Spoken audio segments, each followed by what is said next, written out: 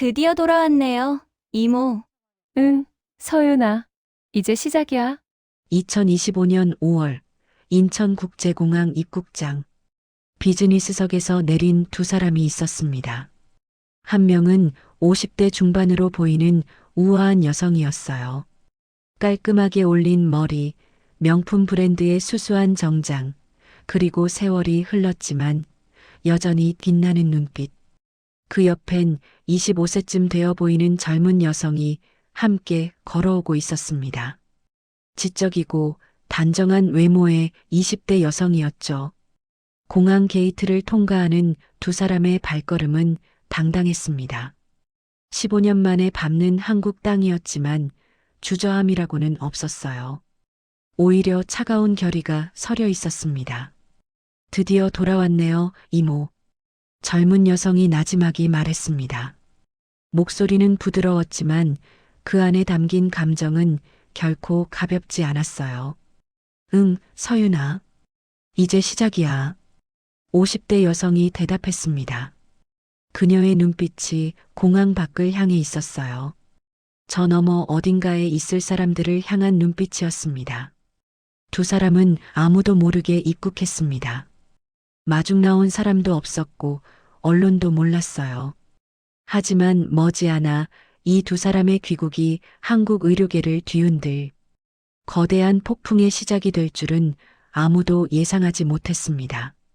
여러분, 오늘 제가 들려드릴 이야기는 바로 이 두 사람에 관한 것입니다. 한 명은 38세의 나이에 모든 것을 버리고 10살 아이와 함께 한국을 떠나야 했던 간호사. 또 한 명은 할아버지에게 버림받고 낯선 땅으로 쫓겨난 어린 손녀. 두 사람이 15년 동안 무엇을 겪었고 무엇을 준비했으며 어떻게 다시 돌아왔는지, 그리고 자신들을 버린 사람들에게 어떤 방식으로 정의를 구현했는지 말이에요. 이 이야기 속에는 배신이 있습니다. 탐욕이 있습니다. 그리고 15년이라는 긴 시간 동안 한 번도 꺾이지 않았던 의지가 있어요. 혹시 여러분 중에도 이런 생각을 해보신 적 있으신가요? 내가 가족이라고 믿었던 사람들이 실은 나를 짐으로만 생각했다면? 내가 평생 충성했던 사람이 나를 언제든 버릴 수 있는 도구로만 여겼다면? 오늘 이야기의 주인공들은 바로 그런 배신을 겪었습니다. 하지만 그들은 무너지지 않았어요. 오히려 그 배신을 발판 삼아 더 높이, 더 강하게 일어섰죠. 어떻게 그게 가능했을까요? 그 답은 15년 전 한 여인의 마지막 48시간에서 시작됩니다. 지금부터 여러분을 그 시간으로 모시겠습니다. 끝까지 함께 해주신다면 여러분은 진짜 가족이 무엇인지, 진짜 충성이 무엇인지, 그리고 정의가 어떻게 구현되는지를 보시게 될 겁니다. 2010년 3월 서울 강남의 한 대형 병원. 이곳은 그저 병원이 아니었습니다. 정확히 말하자면 대한메디컬그룹 산하 핵심 병원이었어요. 대한메디컬그룹. 국내 3대 의료재단 중 하나였죠. 10개의 종합병원과 20개의 전문 클리닉을 운영하는 거대 조직이었습니다. 그 재단의 심장부라 할 수 있는 VIP 병동 최상층. 일반인은 출입조차 할 수 없는 특별실이 있었어요. 한 달 입원비가 웬만한 직장인 연봉과 맞먹는 곳이었죠. 그곳에 한 여인이 누워 있었습니다. 김영희, 65세, 대한메디컬그룹 창립자의 부인이자 실질적으로 재단을 이끌어온 여인이었어요. 30년 전 남편이 작은 의원 하나로 시작했을 때부터 함께였습니다.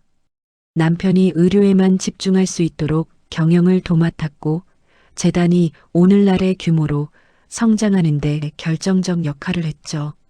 하지만 지금 그녀의 얼굴은 창백했습니다. 3개월 전만 해도 건강했던 여인이었어요. 자선 행사에 참석해 밝게 웃으며 기부금을 전달하던 모습이 언론에 보도되기도 했죠. 그런데 갑작스러운 복통으로 정밀 검사를 받았고 결과는 잔인했습니다. 췌장암 말기. 이미 전이가 진행되어 수술도 불가능한 상태였어요. 의사들은 남은 시간이 길어야 몇 주라고 했습니다. 병실 창밖으로는 봄비가 내리고 있었습니다. 하지만 병실 안은 기이할 정도로 고요했어요. 각종 의료 장비의 전자음만이 규칙적으로 들릴 뿐이었죠. 침대 옆에는 한 여인이 앉아 있었습니다. 한미란, 38세. 이 병원 VIP 병동의 수석 간호사였어요. 미라는 20년 가까이 이 병원에서 일했습니다.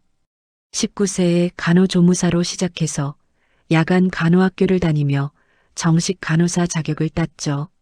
실력을 인정받아 30세에 VIP 병동으로 발령받았고 35세에는 수석 간호사가 되었어요. 그런 미란이 지난 3개월 동안 단 하루도 빠짐없이 김영희 회장 부인의 곁을 지켰습니다. 공식적으로는 전담 간호사였지만 두 사람의 관계는 그것보다 훨씬 깊었어요. 미란의 어머니가 바로 김영희의 오랜 친구였습니다. 미란의 어머니는 가난한 집안 출신이었지만 똑똑했어요.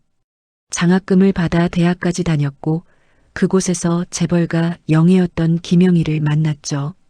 신분 차이에도 불구하고 두 사람은 친구가 되었습니다.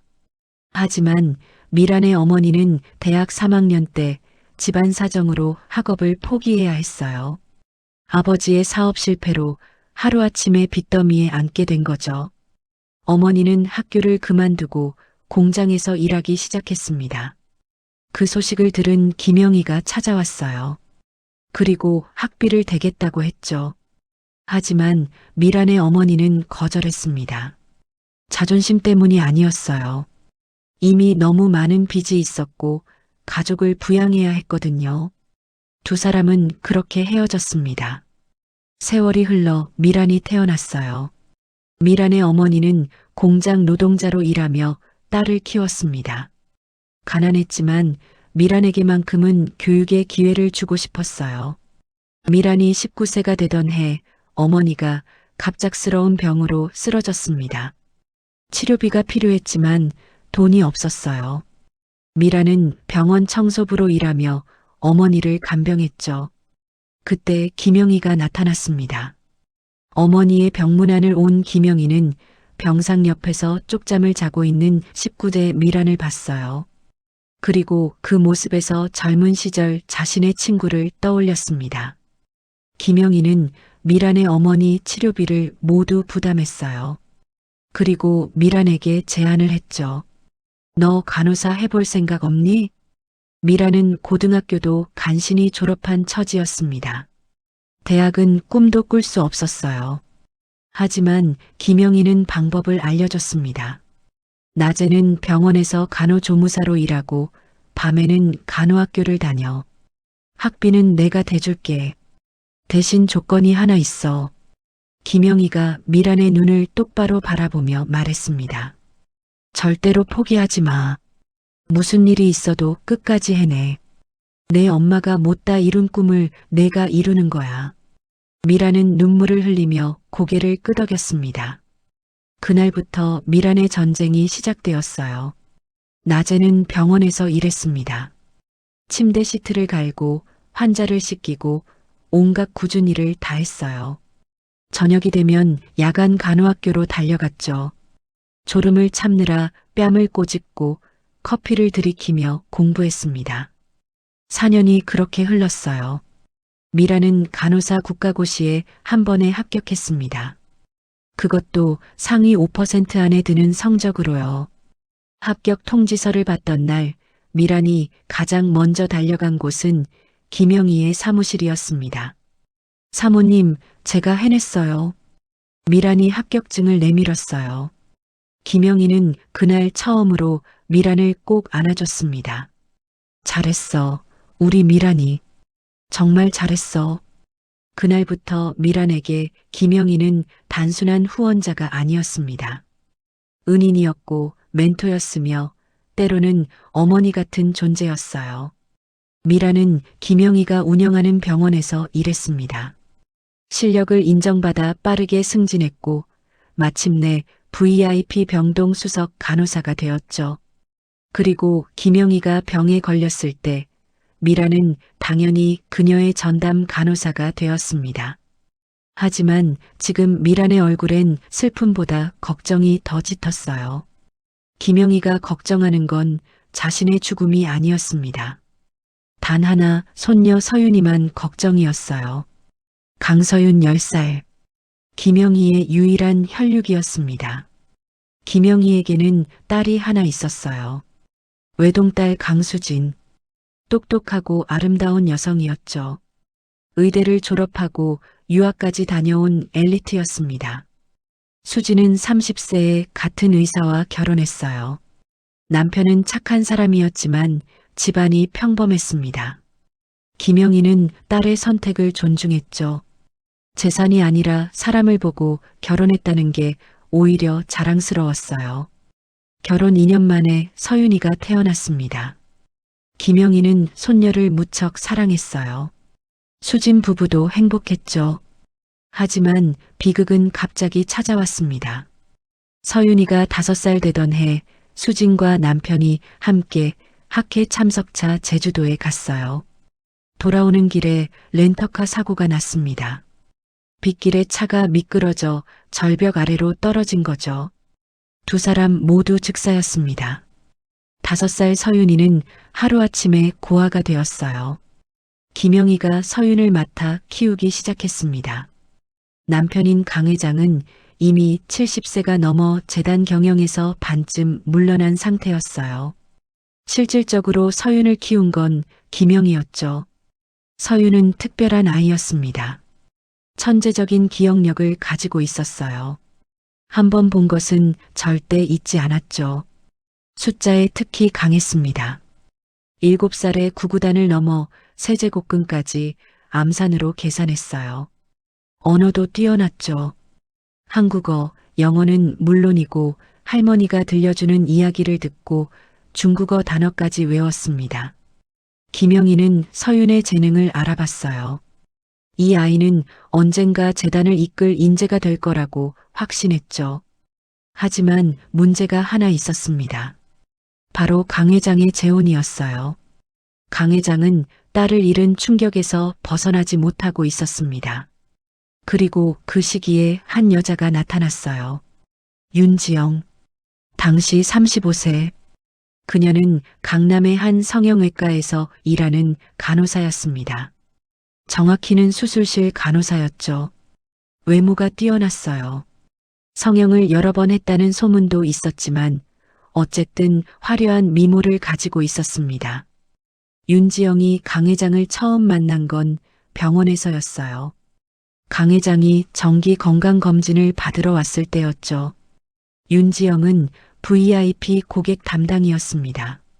그녀는 강 회장에게 극진히 대했어요. 검진 내내 옆에 붙어서 이것저것 챙겼죠. 강 회장이 목이 마르다고 하면 즉시 물을 가져왔고 추워하면 담요를 덮어줬습니다. 회장님, 건강관리 잘하셔야 해요. 따님 일로 많이 힘드시죠? 제가 따님은 못 대신하지만 건강만큼은 제가 챙겨드릴게요. 윤지영의 말투는 자연스러웠어요. 동정도 아니고 아부도 아닌 딱 적당한 친근함이었죠. 강 회장은 그런 윤지영이 좋았습니다. 아내 김영희는 늘 바빴어요.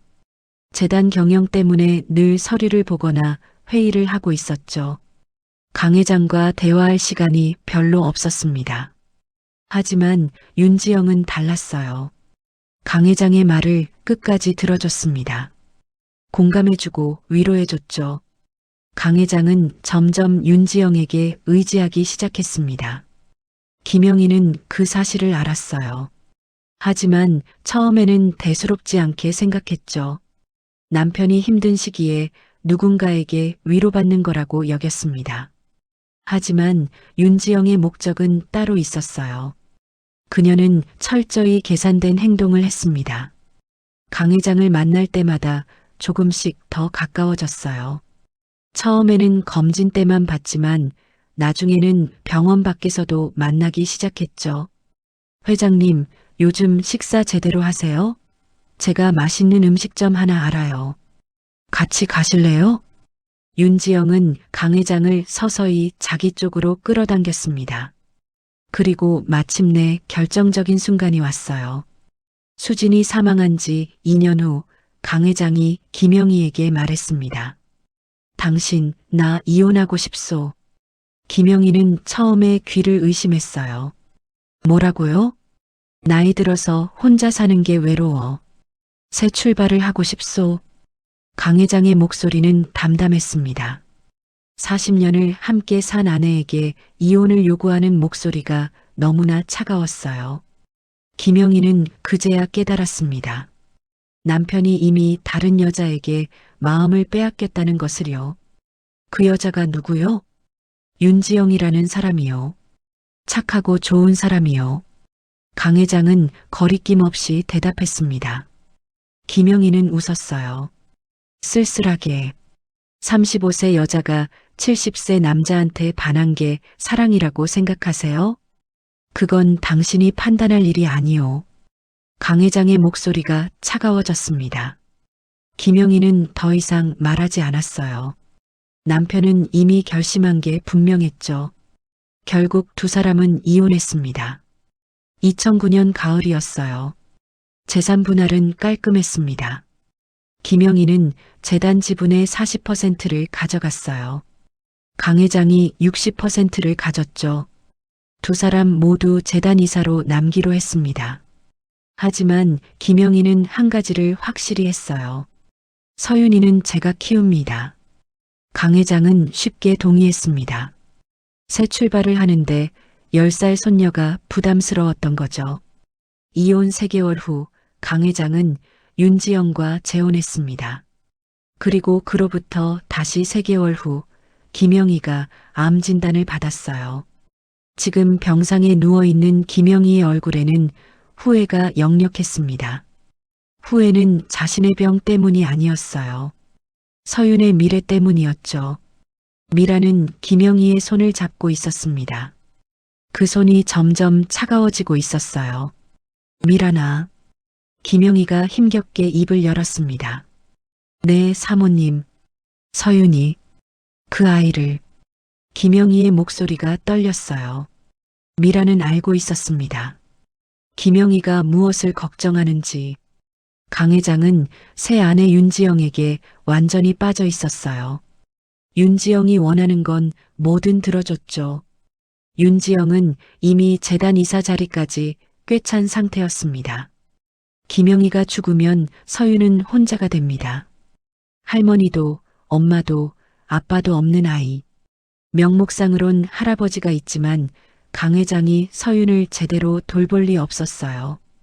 오히려 윤지영이 서윤을 어떻게 할지 모르는 상황이었습니다. 김영희는 떨리는 손으로 미란의 손을 움켜잡았어요. 미란아, 부탁이 있어. 말씀하세요, 사모님. 서윤이를 지켜줘. 미란의 눈시울이 뜨거워졌습니다.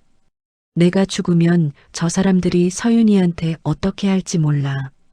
그 여자는, 윤지영은 욕심이 많아. 서윤이가 가진 재단 지분을 노릴 거야. 김영희의 목소리에 절박함이 묻어났어요. 서윤이 엄마가 죽으면서 남긴 재산이 있어.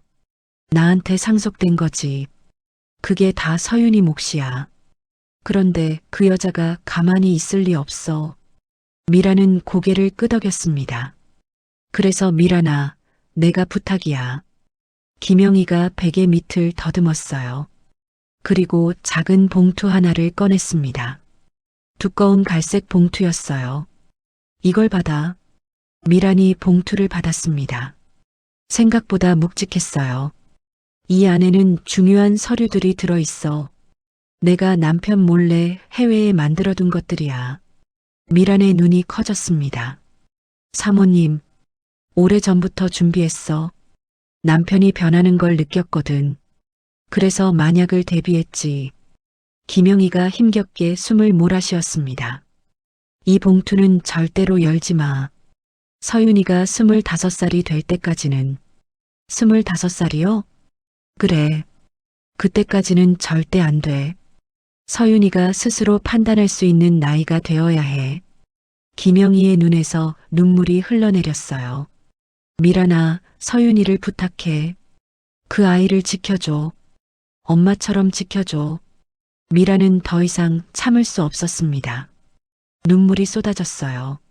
사모님, 제가 할 수 있을까요? 너라면 할 수 있어.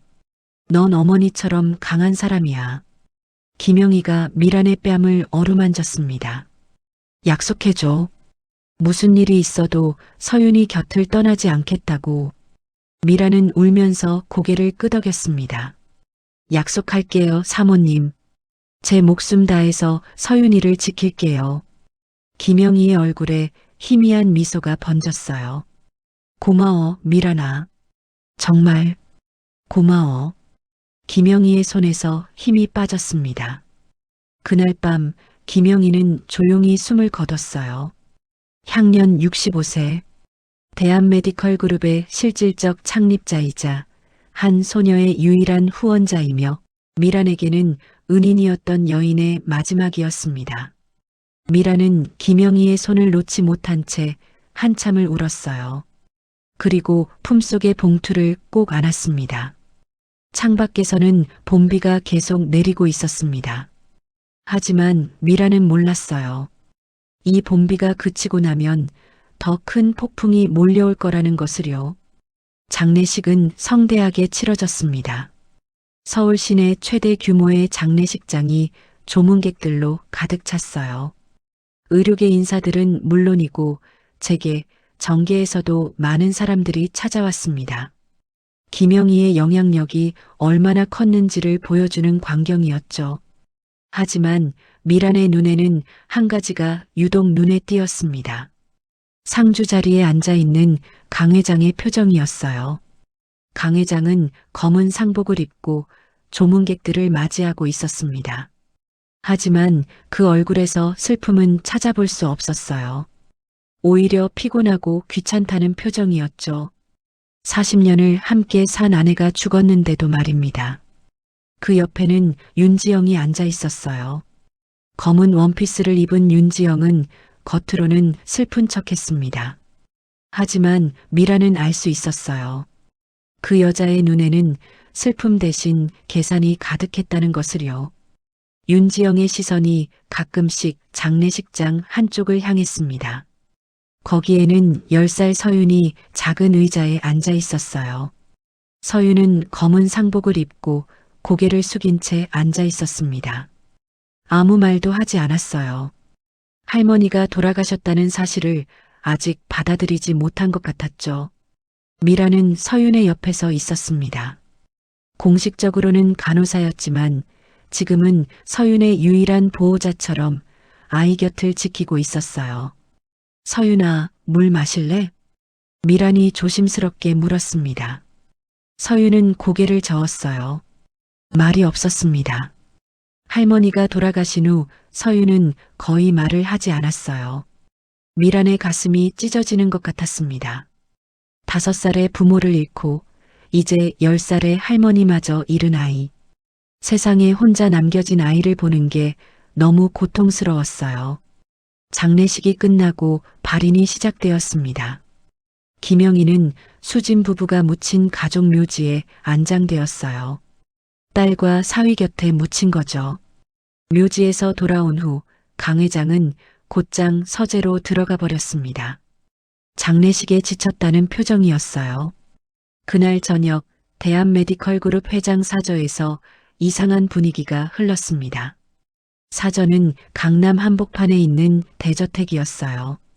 대지만 3,000평이 넘었습니다. 한옥을 현대식으로 재해석한 건물이었죠. 정원도 넓었고 별채만 3개가 있었어요. 저녁 식사 시간이었습니다. 넓은 식당에 식탁이 차려졌어요. 강 회장이 상석에 앉았고 그 옆에 윤지영이 앉았습니다. 그리고 식탁 한쪽 구석에 서윤이 작게 앉아 있었어요. 미라는 부엌 쪽에서 아이를 지켜보고 있었습니다. 윤지영이 화려한 실크 블라우스를 입고 있었어요. 장례식 때의 검은 옷은 어디로 갔는지 밝은색 옷을 입고 있었죠. 여보, 이거 드세요. 윤지영이 강 회장 앞에 반찬을 놓았습니다. 목소리가 달콤했어요. 고맙소. 강 회장이 젓가락을 들었습니다. 서윤은 고개를 숙인 채 밥만 뜨고 있었어요. 입맛이 없는 게 분명했습니다. 그때 윤지영이 갑자기 입을 열었어요. 서윤아. 서윤이 고개를 들었습니다. 할머니 돌아가셨으니까 이제 내 방 정리해야 하지 않겠니? 윤지영의 목소리는 부드러웠지만 그 말의 의미는 냉정했습니다. 방 정리요? 서윤이 작은 목소리로 물었어요. 응. 내가 지금 쓰는 방 말이야. 저기 본체 2층 제일 큰 방. 원래 할머니 방이었잖아. 윤지영이 웃으며 말했습니다. 이제 할머니도 안 계시니까 그 방을 다른 용도로 써야 할 것 같아. 넌 별채로 옮기는 게 어떨까? 서윤의 얼굴이 창백해졌어요. 할머니 방은 서윤에게 특별한 곳이었습니다. 할머니가 살아계실 때 서윤은 매일 밤 그 방에 가서 할머니와 함께 자곤 했어요. 할머니가 돌아가신 후에도 서윤은 그 방에서 지냈습니다. 할머니의 향기가 남아있는 유일한 공간이었죠. 저는 그 방에 있고 싶어요. 서윤이 떨리는 목소리로 말했습니다. 서윤아, 넌 아직 어려서 모르는구나. 윤지영의 목소리가 차가워졌어요. 어른들이 결정한 일에는 아이가 따라야 하는 거야. 알았지? 서윤의 눈에 눈물이 맺혔습니다. 미라는 더 이상 참을 수 없었어요. 부엌에서 나와 식당으로 들어갔습니다. 사모님, 서윤이는 아직 어려요. 할머니 돌아가신 지 얼마 안 됐는데. 미란이 조심스럽게 말했습니다. 윤지영의 눈이 날카롭게 변했어요. 누가 당신한테 말하라고 했나요?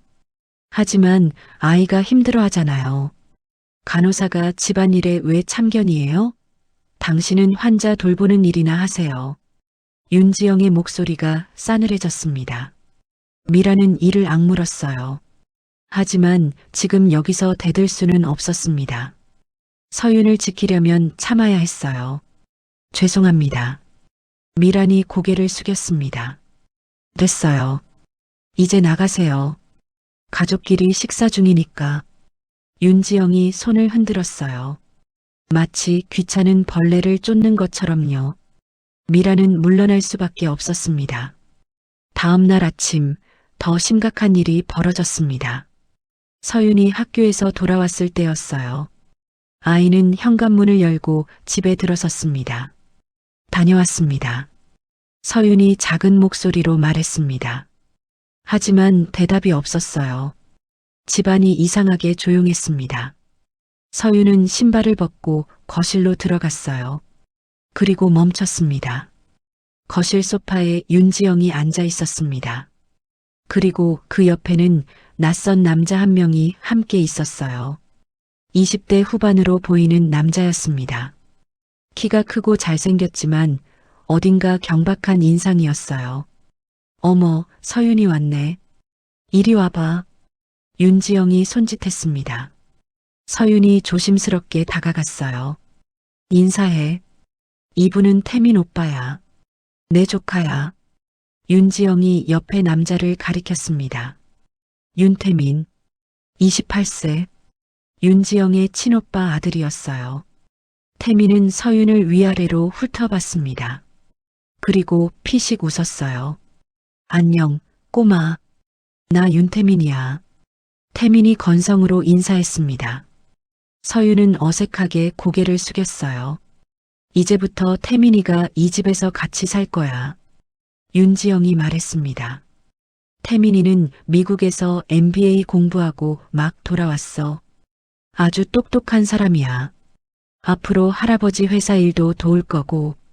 서윤은 아무 말도 하지 못했습니다. 그날 저녁 상황은 더 악화되었어요. 저녁 식사 시간이었습니다. 강 회장, 윤지영, 태민, 그리고 서윤이 식탁에 앉았어요. 미라는 부엌에서 음식을 나르고 있었습니다. 서윤아, 물 좀 따라줄래? 윤지영이 물컵을 서윤 쪽으로 밀었습니다. 서윤이 물병을 들었어요. 하지만 10살 아이에게는 물병이 무거웠습니다. 손이 떨렸죠.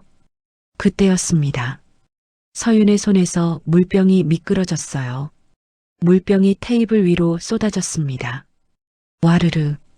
물이 테이블 위로 흘러내렸고 윤지영의 옷에 튀었어요. 어머. 윤지영이 비명을 질렀습니다. 이게 뭐 하는 거야? 윤지영이 벌떡 일어섰어요. 얼굴이 붉게 달아올랐습니다. 이 옷이 얼마짜리인 줄 알아? 윤지영이 서윤을 노려봤습니다. 죄송해요. 서윤이 떨리는 목소리로 사과했어요. 죄송하다고 끝이야? 이 옷 내가 100번 태어나도 못 사. 윤지영의 목소리가 날카로워졌습니다. 미란이 급히 달려왔어요. 사모님, 제가 닦을게요. 서윤이는 일부러 그런 게 아니에요. 미란이 행주를 들고 윤지영에게 다가갔습니다. 하지만 윤지영은 미란의 손을 뿌리쳤어요. 당신은 왜 자꾸 끼어들어요? 윤지영의 눈이 험악해졌습니다. 이 집에서 당신이 뭔데?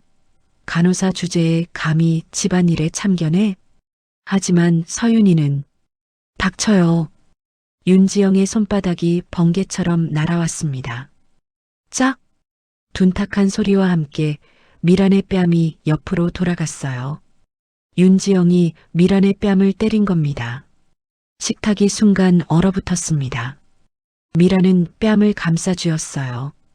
얼얼하게 아팠습니다. 이 집에서 주인이 누군지 모르나 봐? 윤지영이 차갑게 말했습니다. 당신은 고용된 사람이에요. 주제를 알아야죠. 미란은 떨리는 몸을 진정시켰습니다. 분노가 치밀어 올랐지만 참아야 했어요. 서윤을 위해서 죄송합니다. 미란이 고개를 숙였습니다. 앞으로 조심하세요. 다음엔 더 세게 맞을 거니까. 윤지영이 협박하듯 말했습니다. 강 회장은 그 모든 과정을 지켜보고 있었지만 아무 말도 하지 않았어요. 심지어 윤지영을 말리지도 않았습니다. 서윤은 의자에서 작게 떨고 있었습니다. 그날 밤 미라는 서윤의 방으로 갔어요. 서윤은 침대에 앉아 무릎을 껴안고 있었습니다. 울고 있었어요. 서윤아. 미란이 조심스럽게 다가갔습니다. 이모. 서윤이 미란을 올려다봤어요. 눈이 빨갛게 부어 있었습니다. 이모, 나 때문에 이모가 맞았어요. 서윤의 목소리가 떨렸습니다. 아니야, 서윤아. 내 잘못이 아니야. 미란이 서윤을 꼭 안았습니다. 이모, 할머니 보고 싶어요. 할머니가 그리워요. 서윤이 미란의 품에서 오열했어요. 미란도 눈물을 참을 수 없었습니다. 10살 아이가 감당하기엔 너무 큰 슬픔과 두려움이었어요. 서윤아, 걱정하지 마. 이모가 있잖아. 미란이 서윤의 등을 토닥였습니다. 이모는 절대 서윤이 곁을 떠나지 않을 거야. 약속해. 서윤이 미란을 꼭 안았습니다. 그날 밤 미란은 품속에 갈색 봉투를 꺼냈어요. 김영의 사모님이 마지막으로 맡긴 그 봉투였습니다. 미란은 봉투를 가슴에 꼭 안았습니다. 사모님, 제가 서윤이를 지킬게요. 무슨 일이 있어도요. 미란은 마음속으로 다짐했습니다. 하지만 상황은 점점 더 나빠지고 있었어요. 며칠 후 강 회장이 서윤을 서재로 불렀습니다. 할아버지가 부르셨어요? 서윤이 조심스럽게 서재 문을 열었어요. 강 회장은 책상 앞에 앉아 있었습니다. 표정이 무거웠어요. 서윤아, 앉아라. 서윤이 의자에 앉았습니다. 강 회장은 한참 동안 말이 없었어요. 그리고 마침내 입을 열었습니다. 서윤아, 할아버지가 너한테 중요한 얘기를 하나 하려고 한다. 서윤이 긴장한 표정으로 할아버지를 바라봤어요. 넌 스위스로 가야 할 것 같구나. 스위스요? 서윤의 눈이 커졌습니다. 그래. 거기 좋은 학교가 있어. 국제학교야. 내가 거기 가서 공부하면 좋을 것 같아. 강 회장의 목소리는 담담했습니다. 하지만 할아버지, 저는 여기 있고 싶어요. 서윤의 목소리가 떨렸어요. 안 돼. 이미 결정된 일이야. 강 회장이 서류 한 장을 내밀었습니다. 스위스 국제학교 입학 허가서였어요. 할아버지, 제발이요. 저 혼자 어떻게 가요? 서윤이 울먹였습니다. 혼자가 아니야. 미란이가 너랑 같이 갈 거야. 강 회장이 말했습니다. 미란이도요? 그래. 내가 혼자 가면 불안할 테니까. 강 회장의 말투는 마치 업무를 지시하는 것 같았어요. 손녀를 걱정하는 할아버지의 목소리가 아니었습니다. 다음 주에 출발이다. 준비해라. 강 회장이 일방적으로 통보했습니다. 서윤은 더 이상 말할 수 없었어요. 10살 아이의 의견 따위는 아무도 묻지 않았습니다. 서윤이 서재를 나와 복도를 걷고 있을 때였어요. 모퉁이에서 윤지영과 태민의 목소리가 들렸습니다. 이모, 진짜 저 꼬마 보내는 거예요? 태민의 목소리였어요. 당연하지. 눈에 거슬려 죽겠어. 윤지영이 대답했습니다. 스위스까지 보내면 다시 안 돌아오겠죠? 그럼. 그게 목적이야. 저 꼬마가 여기 있으면 재산 문제가 복잡해져. 윤지영의 목소리가 차가웠어요. 근데 그 간호사도 같이 보내요? 그게 더 좋아. 저 여자도 눈에 거슬렸거든. 맨날 꼬마 편만 들고. 이모 대단해요. 두 사람이 낄낄거리며 웃었습니다. 서윤은 그 자리에 얼어붙었어요. 자신이 쫓겨나는 거라는 걸 이제야 깨달았습니다. 서윤은 미란의 방으로 달려갔어요. 이모. 문을 열자 미란이 놀라 일어났습니다. 서윤아, 무슨 일이야? 이모, 우리 쫓겨나는 거예요. 할아버지가 우리를 버리는 거예요. 서윤이 울면서 말했습니다. 미란은 서윤을 꼭 안았어요. 사실 미란도 이미 알고 있었습니다. 강 회장이 며칠 전 미란을 불러서 말했었거든요. 서윤이랑 같이 스위스로 가시오. 그곳에서 서윤이를 돌봐주시오. 대신 다시는 한국에 돌아오지 마시오. 그게 서로에게 좋을 것 같소? 강 회장은 냉정했습니다. 손녀를 영원히 보내버리는데 아무런 감정도 없었어요. 미라는 그 제안을 받아들일 수밖에 없었습니다. 여기 남아있으면 서윤이 더 위험했으니까요. 서윤아, 괜찮아. 우리 같이 가는 거야. 미란이 서윤을 달랬습니다. 하지만 이모, 할머니 묘소는 어떻게 해요? 할머니 보러 어떻게 와요? 서윤이 울부짖었습니다. 미란도 눈물이 났어요. 서윤아, 언젠가 다시 올 거야. 꼭 다시 올 거야. 미란이 약속했습니다. 일주일 후 두 사람은 인천공항에 섰습니다. 강 회장은 배웅도 나오지 않았어요. 윤지영과 태민도 마찬가지였습니다. 오직 두 사람뿐이었습니다. 38세 간호사와 10살 소녀. 미라는 서윤의 손을 꼭 잡았어요. 가방 하나씩 들고서 출국장으로 걸어갔습니다. 게이트를 통과하는 순간 서윤이 뒤를 돌아봤어요. 한국 땅을 마지막으로 보는 것처럼요. 이모, 우리 정말 다시 올 수 있을까요? 서윤이 물었습니다. 미라는 서윤의 얼굴을 마주 봤어요. 그리고 단호하게 말했습니다. 그럼 반드시 돌아올 거야. 우리를 쫓아낸 사람들한테 보여줄 거야. 우리가 얼마나 강해질 수 있는지. 미란의 눈빛이 타올랐습니다. 품속의 갈색 봉투가 심장 박동에 맞춰 함께 뛰는 것만 같았어요. 비행기가 이륙했습니다. 창밖으로 한국이 점점 멀어져 갔어요. 서윤은 소리 없이 울었고 미라는 주먹을 꽉 쥐었습니다. 이것은 끝이 아니었어요. 시작이었습니다. 취리히 공항에 내린 두 사람을 맞이한 건 차가운 공기뿐이었습니다. 5월의 스위스는 한국보다 훨씬 쌀쌀했어요. 미라는 서윤의 어깨에 자켓을 걸쳐 주었습니다.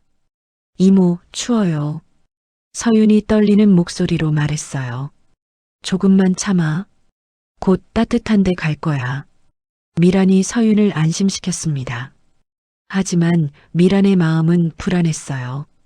강 회장은 분명 현지 가이드를 보내준다고 했습니다. 공항에서 픽업해서 학교까지 안내해 줄 거라고요.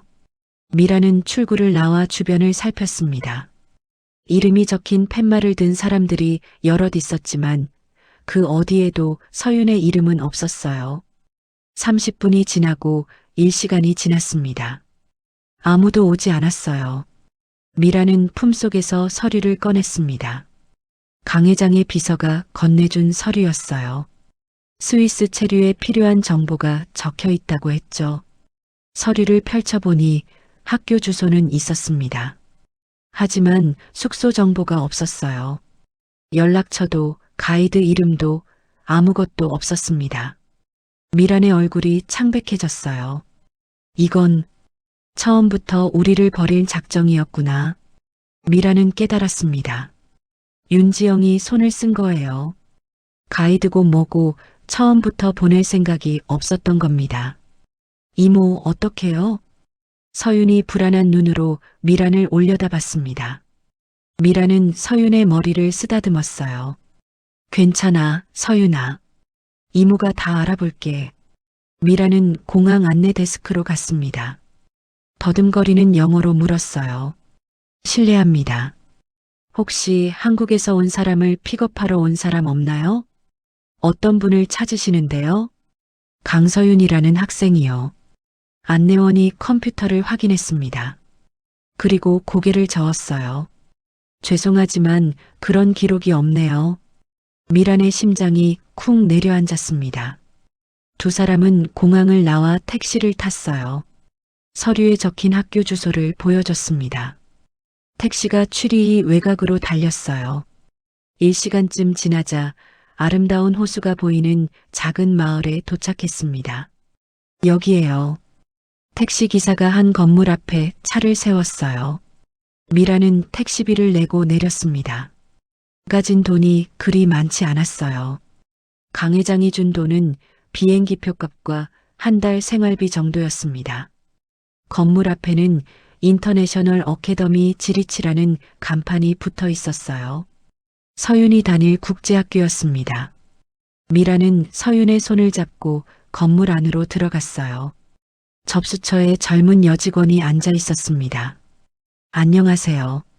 저는 한국에서 온 강서윤 학생의 보호자인데요. 미란이 영어로 말했습니다. 아, 강서윤 학생이요? 여직원이 컴퓨터를 확인했어요. 네, 등록되어 있네요. 그런데 여직원의 표정이 이상해졌습니다. 등록금 납부가 안 되어 있어요. 예, 미란이 되물었습니다. 강서윤 학생 이름으로 입학 신청은 되어 있는데 학비가 입금되지 않았어요. 한 학기 학비가 5만 프랑인데 미라는 머리를 맞은 것 같았어요. 5만 프랑? 하나로 약 6천만 원이었습니다. 그럼 지금 다닐 수 없다는 거예요? 학비를 내셔야 수업을 들을 수 있어요. 여직원이 미안한 표정으로 말했습니다. 미라는 건물 밖으로 나왔어요. 다리에 힘이 풀렸습니다. 학비도 없고 숙소도 없고 가이드도 없었습니다. 완전히 버려진 거예요. 이모. 서윤이 미란의 옷자락을 잡았습니다. 아이도 상황을 이해한 듯 했어요. 미란은 서윤을 꼭 안았습니다. 서윤아, 괜찮아. 이모가 어떻게든 할게. 미란이 말했지만 사실 방법이 없었어요. 일단 당장의 잠자리가 필요했습니다. 미라는 마을을 돌아다니며 싼 숙소를 찾았어요. 결국 역 근처의 허름한 게스트하우스를 발견했습니다. 하룻밤에 50프랑, 하나로 6만 원 정도였어요. 미라는 일주일치를 내고 방을 얻었습니다. 가진 돈의 절반이 날아갔어요. 방은 좁았습니다. 싱글 침대 하나와 작은 책상이 전부였어요. 창문은 깨져 있었고 벽에는 곰팡이가 피어 있었죠. 이모, 여기서 자요? 서윤이 불안한 눈으로 방을 둘러봤습니다. 응, 잠깐만이야. 조금 있으면 더 좋은 데로 갈 거야. 미란이 서윤을 안심시켰습니다. 그날 밤 서윤은 울면서 잠들었어요. 한국의 넓은 저택이 그리웠을 겁니다. 할머니가 그리웠겠죠. 미라는 잠들지 못하고 창밖을 바라봤습니다. 어떻게 해야 하지? 미란의 머릿속이 복잡했어요. 가진 돈은 일주일이면 다 떨어질 겁니다. 학비는 엄두도 못 낼 금액이었어요. 일자리를 구해야 하는데 언어도 서툴고 비자 문제도 있었습니다. 하지만 포기할 수는 없었어요. 김영의 사모님과의 약속이 있었으니까요. 다음 날부터 미란의 전쟁이 시작되었습니다. 미란은 서윤을 게스트하우스에 두고 마을을 돌아다녔어요. 일자리를 구하기 위해서였습니다. 식당, 카페, 가게를 돌아다니며 물었습니다. 일 좀 할 수 있을까요? 하지만 번번이 거절당했어요. 비자가 있어요? 독일어 할 줄 알아요? 경력은? 미라는 아무것도 가진 게 없었습니다. 며칠을 헤매다가 마침내 한 곳에서 기회를 얻었어요. 학교 근처의 작은 요양원이었습니다. 노인들을 돌보는 시설이었어요. 미라는 요양원 원장을 만났습니다. 50대의 독일계 스위스 여성이었어요. 간호사 자격증이 있다고요? 원장이 물었습니다. 네, 한국에서 20년 일했습니다. 미란이 자격증을 보여줬어요. 원장이 고민하는 표정이었습니다. 지금 야간 근무자가 부족해요. 일할 수 있어요? 네, 할 수 있습니다. 미란이 즉시 대답했습니다. 급여는 시간당 25프랑이에요. 야간 근무는 하루 8시간이니까 한 달에 약 4,000프랑 정도 될 거예요. 하나로 500만 원 정도였습니다. 감사합니다. 하겠습니다. 미라는 그 자리에서 승낙했어요. 그날부터 미란의 하루는 다음과 같아졌습니다. 저녁 8시에 요양원으로 출근, 밤새 노인들을 돌봄, 새벽 4시에 퇴근, 게스트하우스로 돌아와 서윤을 깨워 아침 먹이고 학교 보냄, 서윤이 학교 간 동안 잠깐 잠, 오후에 서윤 학교 시간에 맞춰 깨어나서 저녁 준비, 서윤에게 영어와 독일어 가르침, 다시 저녁 8시에 출근, 미란의 하루 수면 시간은 34시간이었습니다. 하지만 미란은 이를 악물고 버텼어요. 한 달이 지나고 첫 월급을 받았습니다. 4,000프랑. 미란은 그 돈으로 학교에 갔어요. 강서윤 학생 학비 분납할 수 있나요? 분납은 안 되고요. 한 학기분은 한 번에 내셔야 해요. 미란은 한숨을 쉬었습니다. 5만 프랑을 모으려면 1년은 걸릴 것 같았어요. 하지만 미라는 포기하지 않았습니다. 그럼 일단 도서관은 이용할 수 있나요? 아이가 공부를 해야 해서요. 도서관은 지역 주민도 이용 가능해요. 감사합니다. 미라는 서윤을 데리고 학교 도서관에 갔습니다. 서윤아, 여기서 공부하자. 이모가 책도 빌려줄게. 서윤은 고개를 끄덕였어요. 그날부터 서윤은 매일 도서관에 갔습니다. 정식으로 수업은 듣지 못하지만 책은 읽을 수 있었어요. 서윤의 천재성이 이때부터 빛을 발하기 시작했습니다. 서윤은 한 번 읽은 책은 절대 잊지 않았어요. 수학책을 읽으면 공식을 통째로 외웠고 과학책을 읽으면 개념을 완벽히 이해했습니다. 언어도 마찬가지였어요. 영어 책을 읽으며 영어를 익혔고 독일어 책을 읽으며 독일어를 배웠습니다. 도서관 사서가 서윤을 주목하기 시작했어요. 이 아이 정말 특별하네요. 사서가 미란에게 말했습니다. 어제 빌려간 대학 수학책을 벌써 다 읽었대요. 그것도 이해하면서요. 미란도 놀랐습니다. 서윤이 겨우 10살인데 대학 수준의 책을 읽다니요. 서윤아, 어렵지 않았어? 아니에요, 이모. 재미있어요. 서윤이 웃으며 대답했습니다. 미라는 깨달았어요. 서윤은 정규 교육이 없어도 스스로 배울 수 있는 아이라는 것을요. 그래, 이렇게라도 공부하자. 언젠가는 제대로 된 교육을 받을 날이 올 거야. 미라는 다짐했습니다. 6개월이 지났습니다. 미라는 악착같이 돈을 모았어요. 요양원일 외에도 주말에는 청소 일을 더했습니다. 잠은 하루에 23시간만 잤어요. 서윤은 도서관에서 독학을 계속했습니다. 12살이 되었을 때는 이미 고등학교 수학을 마스터했어요. 그리고 마침내 1년이 지났을 때 미라는 김영애 사모님이 남긴 봉투를 열었습니다. 사모님은 서윤이 25살이 될 때까지 열지 말라고 했지만 미라는 결단을 내렸어요. 지금 당장 서윤을 교육시키지 못하면 미래가 없었으니까요. 봉투를 열자 여러 서류가 쏟아져 나왔습니다. 특허 서류, 은행 계좌 정보, 신탁 문서. 미란의 눈이 커졌어요. 김영애 사모님은 생전에 의료기기 특허를 여러 개 보유하고 있었습니다.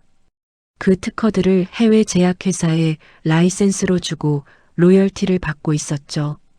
그런데 그 로열티가 모두 스위스 은행 계좌에 쌓여 있었어요. 미라는 떨리는 손으로 은행에 연락했습니다. 다음 날 미라는 취리히의 한 프라이빗 뱅크를 방문했어요. 사모님이 남긴 서류와 비밀번호로 계좌를 확인했습니다. 그리고 미라는 숨이 막혔어요. 계좌 잔액 250만 프랑. 하나로 약 30억 원이었습니다. 10년 동안 쌓인 로열티였어요. 사모님은 이것을 서윤을 위해 몰래 모아둔 겁니다. 미라는 은행을 나와 벤치에 앉았어요. 손이 떨렸습니다. 사모님, 이렇게까지 준비하셨다니. 미란의 눈에서 눈물이 흘러내렸어요. 그날 저녁 미란은 서윤에게 말했습니다. 서윤아, 할머니가 우리한테 선물을 남기셨어. 선물이요? 응. 이제 우리 제대로 공부할 수 있어. 미란이 서윤을 꼭 안았습니다. 다음 날 미란은 국제학교에 갔어요. 강서윤 학생 등록금 내려고 왔습니다. 아, 그러세요? 직원이 놀란 표정이었습니다. 1년 넘게 학비를 못 내던 사람이 갑자기 돈을 들고 온 거였으니까요. 한 학기분만 내실 건가요? 아니요. 고등학교 졸업까지 전액 선납하겠습니다. 미란이 단호하게 말했습니다. 직원의 눈이 휘둥그레졌어요. 서윤은 마침내 정식으로 학교에 다니기 시작했습니다. 11살의 나이로 중학교 과정에 편입했어요. 선생님들은 처음에는 의아해했습니다. 정규 교육을 받지 않은 아이가 갑자기 중학교 과정을 따라올 수 있을까? 하지만 서윤은 그들의 걱정을 산산조각 냈습니다. 첫 수학 시험에서 만점을 받았어요. 과학도 만점, 영어도 만점이었습니다. 이 학생 천재인가요? 담임 선생님이 미란을 불러 물었습니다. 아이가 특별한 재능이 있는 것 같아요. 미란이 조심스럽게 대답했습니다. 중학교 과정은 이 아이한테 너무 쉬워 보여요. 월반을 고려해 보는 게 어떨까요? 월반이요? 네. 이 아이는 고등학교 과정도 충분히 소화할 수 있을 것 같아요.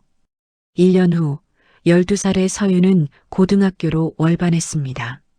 또 1년 후 13살의 서윤은 고등학교를 조기 졸업했어요. 그리고 14살의 취리히 대학교 수학과에 조기 입학했습니다.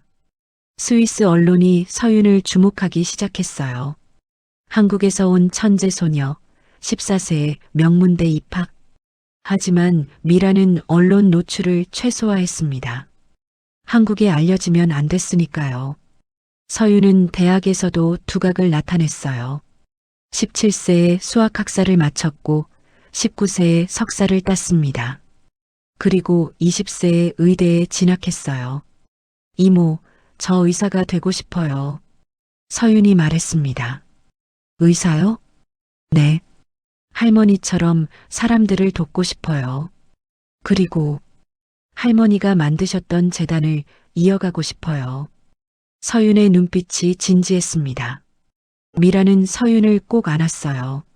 그래, 서윤아. 내가 하고 싶은 거 해. 서윤은 취리 의과대학에 입학했습니다. 의대 과정도 서윤에게는 어렵지 않았어요. 24세에 의사 면허를 땄습니다. 하지만 서윤은 거기서 멈추지 않았어요. 이모, 저 경영학도 공부하고 싶어요. 경영학을요? 네. 재단을 경영하려면 의학 지식만으로는 부족해요. 경영도 알아야 해요. 서윤은 의대를 졸업하면서 동시에 경영학 석사 과정에 등록했습니다. 그 사이 미란도 가만히 있지 않았어요. 사모님이 남긴 특허 로열티로 투자를 시작했습니다. 미라는 요양원에서 일하며 의료 산업을 관찰해 왔어요. 어떤 기업이 유망한지, 어떤 기술이 미래가 있는지를요. 미라는 스위스와 독일의 바이오테크 스타트업에 투자했습니다. 처음에는 소액으로 시작했어요. 하지만 미란의 선택은 신기하게도 맞아떨어졌습니다. 투자한 기업 중 하나가 혁신적인 암 치료제를 개발했어요. 주가가 10배 올랐습니다. 또 다른 기업은 인공 장기 기술로 큰 투자를 유치했어요. 주가가 20배 뛰었죠. 10년 동안 사모님이 남긴 30억은 300억이 되었습니다. 그리고 미라는 그 돈으로 한 가지 일을 했어요. 한국 대한메디컬 그룹의 주식을 사기 시작한 겁니다. 미라는 스위스의 페이퍼 컴퍼니를 설립했습니다.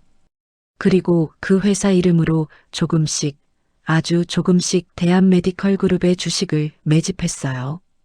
아무도 눈치채지 못하게요. 5년 동안 미라는 대한메디컬 그룹 지분 15%를 확보했습니다. 그리고 2024년 서윤이 24세가 되던 해, 미라는 서윤에게 말했습니다. 서윤아, 이제 돌아갈 때야. 서윤은 고개를 끄덕였어요. 네, 이모. 준비됐어요. 15년이 흘렀습니다.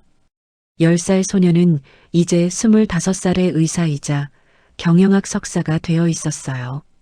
그리고 38살의 간호사는 이제 53살의 투자자가 되어 있었습니다. 두 사람은 더 이상 쫓겨난 손녀와 가정부가 아니었어요. 2025년 한국. 대한메디컬 그룹은 겉으로는 여전히 화려했습니다. 강남의 본사 건물은 30층 높이로 하늘을 찌를 듯 솟아 있었어요. 유리로 된 외벽이 햇빛을 반사하며 빛났죠. 하지만 속은 썩어가고 있었습니다. 윤지영은 지난 15년 동안 재단의 실질적 주인 노릇을 했어요. 강 회장은 이제 83세가 되어 거의 경영에서 손을 뗀 상태였습니다. 건강도 좋지 않았어요. 몇 년 전부터 치매 증상까지 보이기 시작했죠. 윤지영은 그 틈을 파고들었습니다. 이사회를 장악했어요. 자기 사람들을 요직에 앉혔습니다.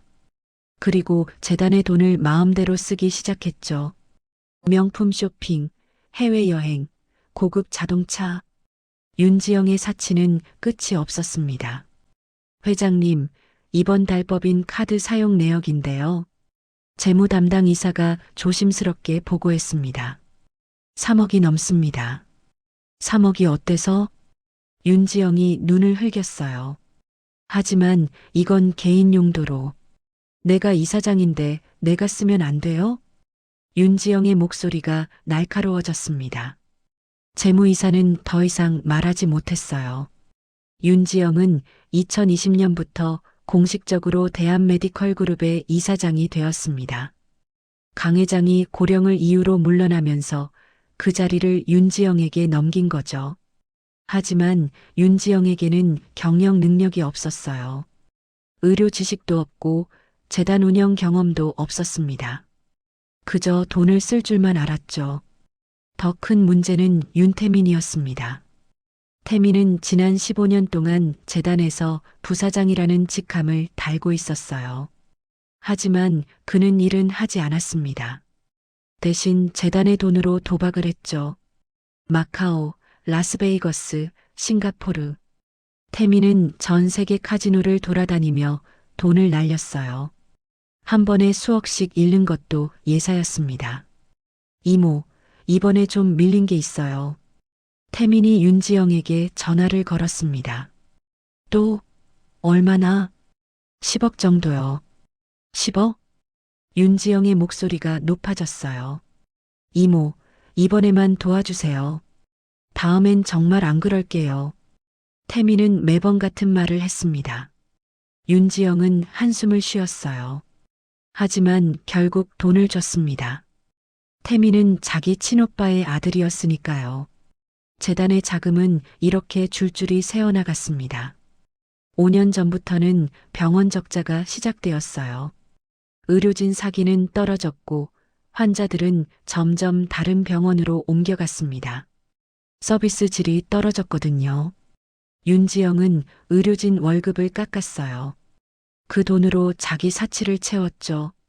이러다가 재단이 망합니다. 한 병원장이 이사회에서 경고했습니다. 그럼 당신이 경영하던가. 윤지영이 비아냥거렸어요. 병원장은 다음 주에 해고되었습니다. 그렇게 재단은 서서히 무너져 내렸어요. 마침내 위기가 왔습니다. 재단의 부채가 자산을 초과한 겁니다. 은행에서 대출을 거절했어요. 신용등급이 강등되었죠. 이사장님, 이대로 가면 6개월 안에 부도입니다. CFO가 보고했습니다. 윤지영의 얼굴이 창백해졌어요. 그럼 어떻게 해? 외부 투자를 유치해야 합니다. 어디서 투자를 받는데? 해외 투자자들을 찾아봐야 합니다. 윤지영은 급히 투자 유치에 나섰어요. 하지만 쉽지 않았습니다. 재단의 재무 상태가 너무 엉망이었거든요. 몇 달이 지났지만 투자자를 찾지 못했어요. 그러던 2025년 4월 한 통의 이메일이 도착했습니다. 발신자 K인베스트먼트 AG 제목 대한메디컬그룹 투자 제안. 윤지영은 이메일을 열었어요. 안녕하십니까? 저희는 스위스에 본사를 둔 의료 전문 투자 회사입니다. 귀그룹의 상황을 파악하고 있으며 투자에 관심이 있습니다. 만나서 상의하고 싶습니다. 윤지영의 눈이 빛났습니다. 드디어 찾았어. 윤지영은 즉시 답장을 보냈어요. 다음 날 태민을 불렀습니다. 태민아, 드디어 투자자 찾았어. 정말요? 누군데요? 스위스 회사래. K인베스트먼트라고. 좋네요. 얼마나 투자하려고 해요? 그건 만나봐야 알겠지. 어쨌든 우리 살았어. 윤지영이 환호성을 질렀습니다. 하지만 그녀는 몰랐어요. 그 투자자가 누구인지, 그리고 그들이 어떤 목적으로 오는지. 2주 후 K인베스트먼트 측에서 답장이 왔습니다. 5월 20일 서울 본사에서 만나고 싶습니다. 대표가 직접 방문할 예정입니다. 윤지영은 이사회를 소집했어요. 다들 들었죠? 드디어 투자자가 온답니다. 이번이 마지막 기회예요. 다들 제대로 준비하세요. 이사들은 고개를 끄덕였습니다. 5월 20일 대한메디컬그룹 본사 30층 이사회실. 윤지영과 태민 그리고 주요 이사들이 모여 있었어요. 몇 시에 온다고 했죠? 오전 10시요. 비서가 대답했습니다. 시계가 10시를 가리켰어요. 이사회실 문이 열렸습니다. 두 사람이 들어왔어요. 한 명은 50대 중반의 우아한 여성, 또 한 명은 25세쯤 되어 보이는 젊은 여성이었습니다. 윤지영은 처음에는 그들을 알아보지 못했어요. 15년이라는 세월이 흘렀으니까요. 하지만 젊은 여성의 얼굴을 자세히 보는 순간 윤지영의 얼굴이 굳었습니다. 너는 그 얼굴을 잊을 수 없었어요. 10살 때 쫓아냈던 그 아이. 강서윤. 안녕하세요. 서윤이 차분하게 인사했습니다. 오랜만이네요, 윤지영 씨. 그 옆에 섰던 여성이 말했습니다. 한미란이었어요. 윤지영은 말을 잃었습니다. 태민도 당황한 표정으로 두 사람을 쳐다봤어요. 뭐야? 이게 무슨... 태민이 더듬거렸습니다. 자기소개를 하죠. 미란이 이사회 테이블 앞으로 걸어갔습니다. 저는 드라이브 K인베스트먼트의 대표 한미란입니다. 그리고 이쪽은 우리 회사의 의료 담당 이사 강서윤 박사입니다. 미란의 목소리는 차분했지만 그 안에는 날이 서 있었어요. 서윤이, 박사? 윤지영이 떠듬거리며 물었습니다. 네. 저는 취리히 의과대학을 졸업했고 경영학 석사도 있습니다. 서윤이 명함을 내밀었어요. 윤지영은 명함을 받아들었지만 손이 떨렸어요. 그럼 투자자가... 네. 저희가 투자자입니다. 미란이 미소를 지었습니다. 하지만 그 미소는 차가웠어요. 앉으시죠. 할 이야기가 많으니까요. 미란이 이사회 테이블 맞은편에 앉았습니다. 서윤도 그 옆에 앉았어요. 윤지영과 태민은 얼어붙은 채 자리에 앉을 수밖에 없었습니다. 이사회실에는 긴장감이 흘렀어요. 15년 만에 재회. 하지만 이번에는 상황이 완전히 달랐습니다. 쫓겨났던 사람들이 구원자의 얼굴로 돌아온 겁니다. 아니, 구원자가 아니었어요. 심판자였습니다. 이사회실의 공기가 얼어붙었습니다. 윤지영은 테이블 맞은편에 앉은 미란과 서윤을 번갈아 쳐다봤어요. 믿을 수 없다는 표정이었습니다. 15년 전 쫓아냈던 사람들이 지금 자신의 앞에 앉아 있었으니까요. 그것도 투자자라는 이름으로. 이게 무슨... 윤지영이 더듬거렸습니다. 미라는 차분하게 서류 가방을 열었어요. 그리고 두꺼운 파일 하나를 꺼내 테이블 위에 놓았습니다. 먼저 우리 회사를 소개하겠습니다. 미란이 파일을 펼쳤어요. 지난 10년간 유럽과 아시아의 바이오테크 기업 37곳에 투자했고 그중 28곳이 성공적으로 엑시트했습니다. 미란이 자료를 이사들에게 돌렸습니다. 현재 운용 자산은 5억 프랑, 하나로 약 6천억 원입니다. 이사들 사이에서 웅성거림이 일었어요. 6천억 원이면 대한메디컬 그룹의 부채를 모두 갚고도 남을 금액이었습니다. 그리고 미란이 잠시 말을 멈췄어요. 그리고 윤지영을 똑바로 쳐다봤습니다. 우리는 이미 대한메디컬 그룹의 지분 15%를 보유하고 있습니다. 뭐라고? 윤지영이 벌떡 일어섰습니다. 지난 5년간 우리는 시장에서 조금씩 주식을 매입했습니다. 페이퍼 컴퍼니를 통해서요. 미란과 다른 서류를 꺼냈어요. 여기 주식 매입 내역이 있습니다. 확인해 보시죠. 재무 담당 이사가 서류를 받아들었습니다. 얼굴이 창백해졌어요. 이사장님, 이거 진짜입니다. 15% 맞아요. 윤지영은 의자에 주저앉았습니다. 15%면 재단의 3대 주주였어요. 윤지영이 20%, 강 회장이 40%를 가지고 있었는데 나머지는 소액 주주들이 나눠 가진 상태였죠. 그리고 오늘 우리가 온 이유는 서윤이 처음으로 입을 열었습니다. 추가로 지분을 매입하고 경영권을 확보하기 위해서입니다. 서윤의 목소리는 차분했지만 단호했어요. 경영권? 윤지영이 떠듬거렸습니다. 네. 현재 대한메디컬 그룹은 심각한 재무 위기에 처해 있습니다. 서윤이 노트북을 열었어요. 화면에 재단의 재무제표가 떴습니다. 지난 5년간 누적 적자 3천억 원, 부채 비율 250%, 유동성 위기로 인해 6개월 내 부도 가능성 85%, 서윤이 숫자를 하나하나 짚어가며 설명했습니다. 이유는 명확합니다. 경영 실패와 자금 유용이죠.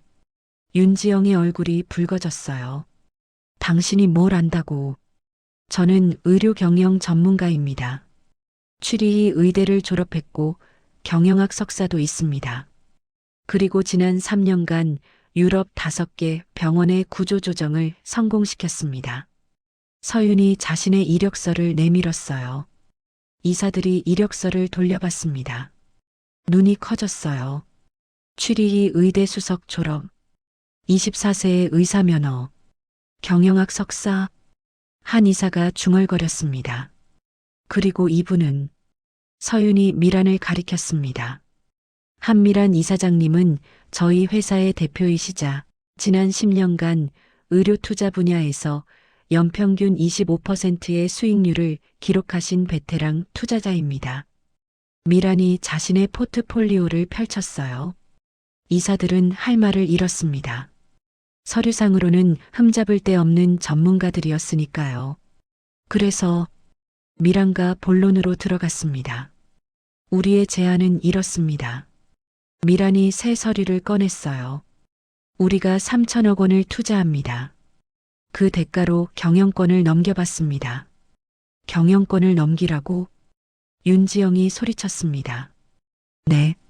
현재 이사장이신 윤지영 씨와 부사장이신 윤태민 씨는 사임하셔야 합니다. 말도 안 돼. 이 재단은 내 남편 거야. 아니요. 서윤이 차갑게 말했습니다. 이 재단은 우리 할머니 김영희 여사가 만드신 겁니다. 할아버지는 의사였을 뿐이에요.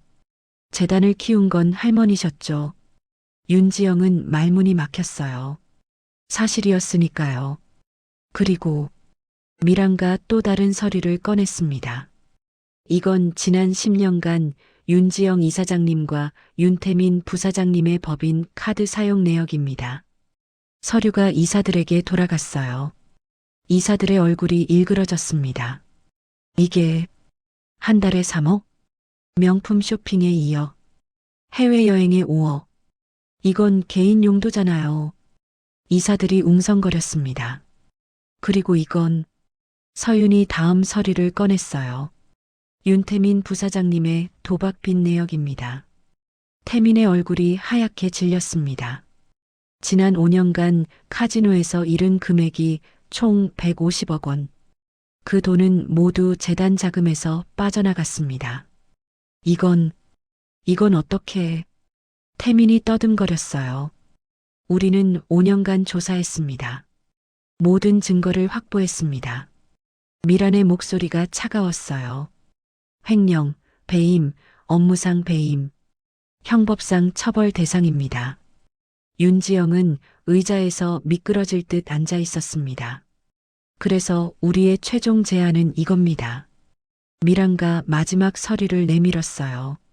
두 분은 조용히 사임하십시오. 그러면 우리는 형사고발을 하지 않겠습니다. 대신 모든 경영권을 넘기고 재단과 영원히 관계를 끊으십시오. 만약 거부하면?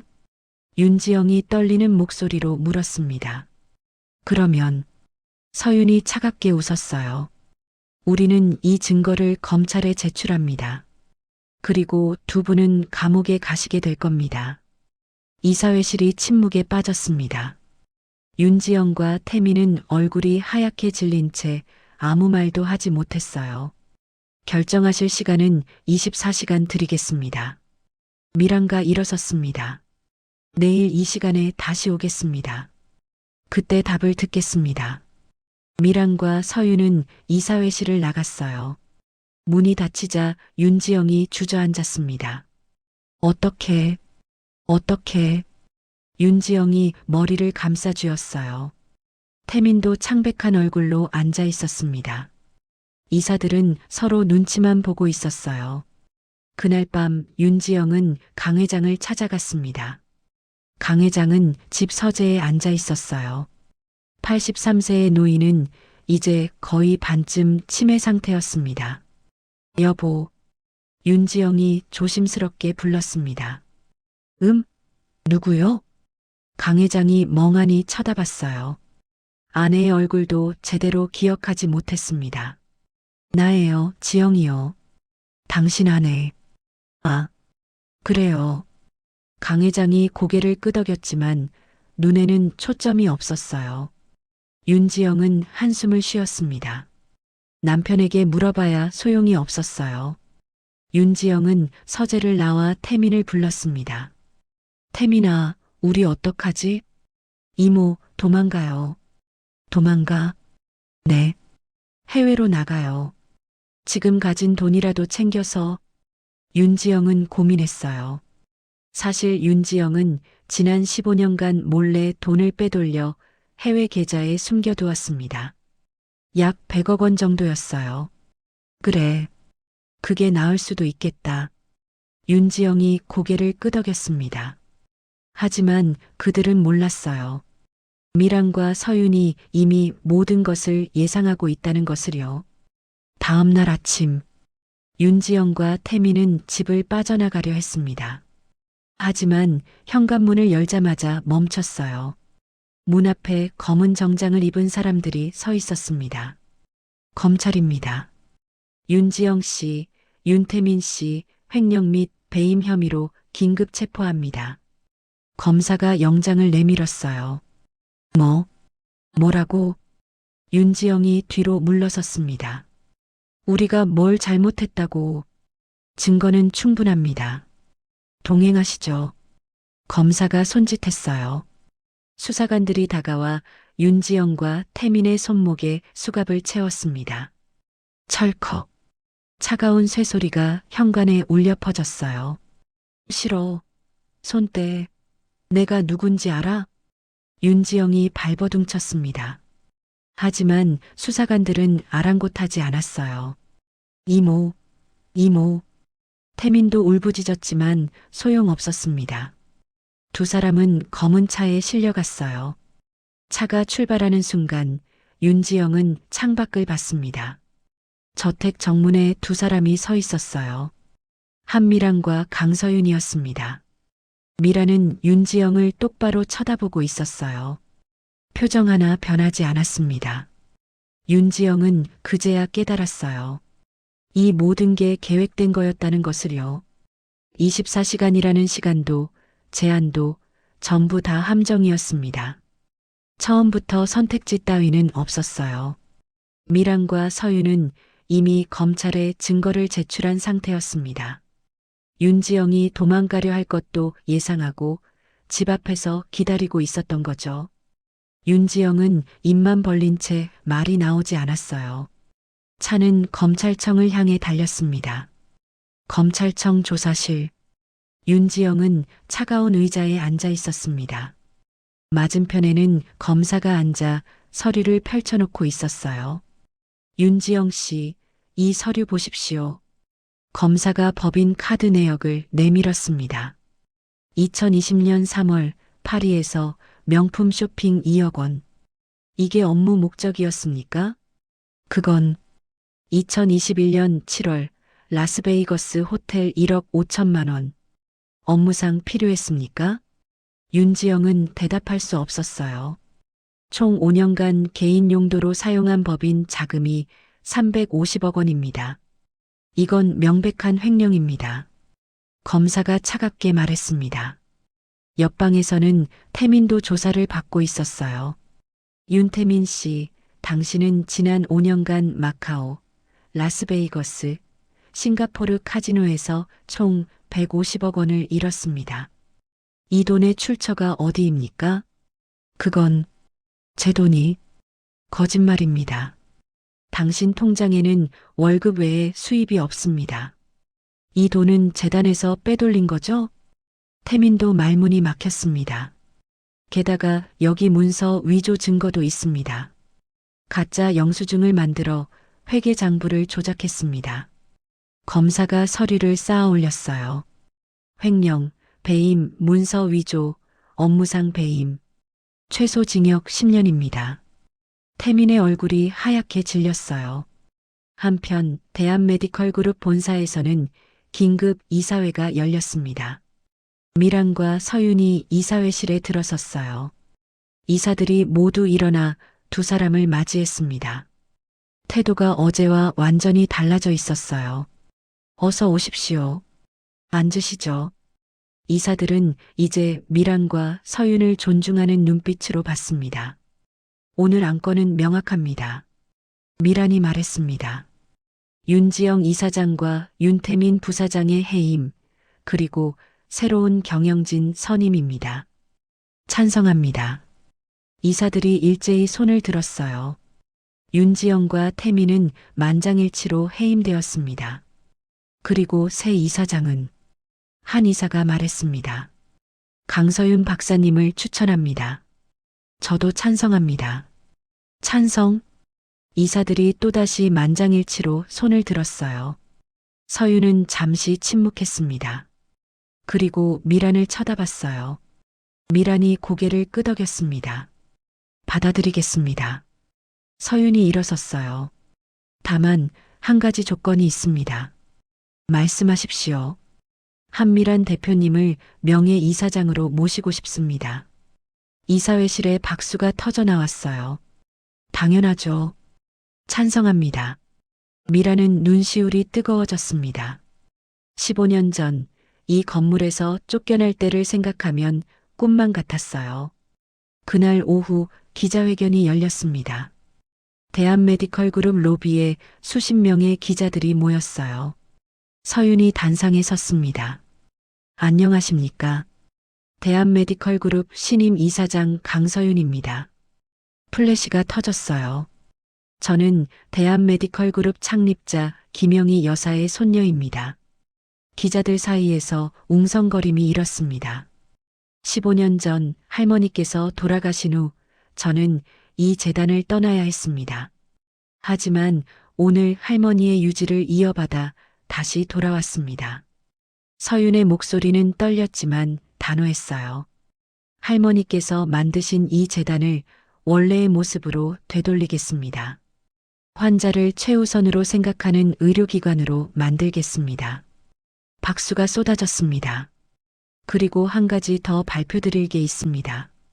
서윤이 말을 이었어요. 오늘부로 김영애 의료복지재단을 설립합니다. 김영애 재단이요? 한 기자가 물었습니다. 네. 이 재단은 경제적으로 어려운 환자들의 치료를 지원하고 의료 인력 양성을 돕는 역할을 할 것입니다. 할머니께서 생전에 하시고 싶어 하셨던 일입니다. 서윤의 눈에 눈물이 맺혔어요. 할머니, 지켜보고 계시죠?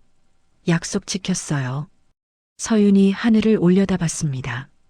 기자회견이 끝나고 미란과 서윤은 차를 타고 한 곳으로 향했어요. 서울 근교의 가족 묘지였습니다. 김영희의 묘소 앞에 섰어요. 깨끗하게 정돈된 묘비에는 이렇게 적혀 있었습니다. 대한메디컬그룹 창립자 김영희 여사 1945년에서 2010년. 미란이 무릎을 꿇었습니다. 사모님 왔습니다. 미란의 목소리가 떨렸어요. 15년 걸렸습니다. 늦어서 죄송해요. 눈물이 볼을 타고 흘러내렸습니다. 서윤이 잘 키웠죠? 사모님이 바라시던 대로 훌륭한 의사가 되었어요. 이제 재단 이사장이에요. 미란이 흐느꼈습니다. 서윤도 옆에 무릎을 꿇었어요. 할머니, 보고 싶었어요. 서윤의 눈에서도 눈물이 쏟아졌습니다. 10살 때 할머니 손 놓고 떠나던 날 너무 무서웠어요. 할머니가 보고 싶어서 매일 밤 울었어요. 서윤이 묘비를 쓰다듬었습니다. 하지만 이모가 있었어요. 이모가 할머니처럼 저를 지켜줬어요. 서윤이 미란을 돌아봤어요. 이모가 아니었으면 저는 여기 못 왔을 거예요. 미란이 서윤을 꼭 안았습니다. 우리 잘했지, 서윤아? 네, 이모. 잘했어요. 두 사람은 한참 동안 묘소 앞에서 움직이지 않았어요. 바람이 불어와 주변의 나뭇잎을 흔들었습니다. 마치 김영희가 대답하는 것 같았어요. 수고했다, 너희들. 해가 서쪽으로 기울고 있었습니다. 며칠 후 미라는 강 회장을 만나러 갔습니다. 저택은 15년 전과 비슷했지만 어딘가 쓸쓸해 보였어요. 집사가 미란을 서재로 안내했습니다. 회장님, 손님 오셨습니다. 강 회장은 의자에 앉아 창밖을 바라보고 있었어요. 83세의 노인은 15년 전보다 훨씬 늙어 보였습니다. 머리는 완전히 하얗게 새었고 등은 굽어 있었어요. 누구요? 강 회장이 돌아봤습니다. 눈에는 초점이 없었어요. 저 한미란입니다. 미란이 인사했습니다. 미란? 누구더라? 강 회장이 고개를 갸웃거렸어요. 미란의 가슴이 아팠습니다. 치매가 많이 진행된 게 분명했어요. 제가 서윤이랑 같이 스위스로 갔던 간호사입니다. 서윤이? 아, 내 손녀. 강 회장의 눈에 잠깐 빛이 돌았습니다. 서윤이가 어떻게 됐소? 서윤이는 잘 자랐습니다. 이제 의사가 되었어요. 의사? 우리 손녀가? 강 회장이 놀란 표정을 지었어요. 네. 그리고 대한메디컬 그룹의 새 이사장이 되었습니다. 강 회장은 잠시 멍하니 앉아 있었어요. 그리고 천천히 고개를 끄덕였습니다. 그래. 잘 됐구만. 강 회장의 목소리가 떨렸습니다. 회장님, 한 가지 물어봐도 될까요? 미란이 조심스럽게 물었습니다. 무엇을? 왜 서윤이를 버리셨어요? 강 회장의 얼굴이 굳었어요. 나는. 강 회장이 말을 잇지 못했습니다. 미라는 기다렸어요. 한참 만에 강 회장이 입을 열었습니다. 딸을 잃고 너무 힘들었소. 강 회장의 눈에 눈물이 맺혔어요. 서윤이를 보면 딸이 생각났소. 딸을 닮았거든. 너무 아팠소. 그래서 피하신 건가요? 그랬던 것 같소. 그리고 그 여자가 내 마음을 파고들었소. 강 회장이 한숨을 쉬었습니다. 윤지영이가 날 위로해줬소. 외로웠던 나를. 하지만 그건 계산이었습니다. 미란이 단호하게 말했습니다. 윤지영은 처음부터 재산이 목적이었어요. 강 회장은 고개를 끄덕였어요. 알았소. 늦게나마 알았소. 강 회장의 목소리가 갈라졌습니다. 하지만 이미 늦었소. 손녀를 버렸고 재단도 망쳤소. 나는 모든 걸 잃었소. 강 회장이 얼굴을 손으로 가렸어요. 어깨가 떨렸습니다. 미라는 그 모습을 묵묵히 지켜봤어요. 분노할 수도 있었습니다. 이 사람 때문에 15년을 고생했으니까요. 하지만 미라는 분노보다 연민을 느꼈어요. 강 회장은 이미 모든 것을 잃은 사람이었습니다. 아내도 딸도 손녀도 재단도 심지어 자신의 정신까지도요. 회장님, 미란이 조용히 말했습니다. 서윤이가 회장님을 만나고 싶어 해요. 강 회장이 고개를 들었습니다. 만나고 싶다고? 네. 할아버지니까요. 강 회장의 눈에서 눈물이 흘러내렸어요. 내가 그 아이 할아버지 자격이 있겠소? 그건 서윤이가 결정할 일입니다. 미란이 일어섰어요. 내일 서윤이가 찾아올 겁니다. 다음 날 오후 서윤이 저택을 찾았습니다. 15년 만에 돌아온 저택이었어요. 서윤은 정원을 천천히 걸었습니다. 할머니와 함께 산책하던 그 길이었어요. 정원 끝에 작은 정자가 있었습니다. 강 회장이 그곳에 앉아 있었어요. 서윤이 다가갔습니다. 할아버지. 강 회장이 고개를 들었어요. 서윤을 보는 순간 눈이 커졌습니다. 서윤이냐? 네, 할아버지. 서윤이에요. 서윤이 할아버지 앞에 섰습니다. 강 회장은 떨리는 손으로 서윤의 얼굴을 쳐다봤어요. 많이 컸구나. 네, 할아버지. 이제 25살이에요. 25살. 강 회장의 눈에서 눈물이 흘러내렸습니다. 미안하다, 서윤아. 강 회장이 울먹였어요. 할아버지가 너를 버렸구나. 미안하다. 서윤도 눈물이 났습니다. 할아버지, 용서해다오. 이 늙은이를 용서해다오. 강 회장이 서윤의 손을 잡았어요. 손이 차가웠습니다. 서윤은 한참 동안 할아버지를 바라봤어요. 미워할 수도 있었습니다.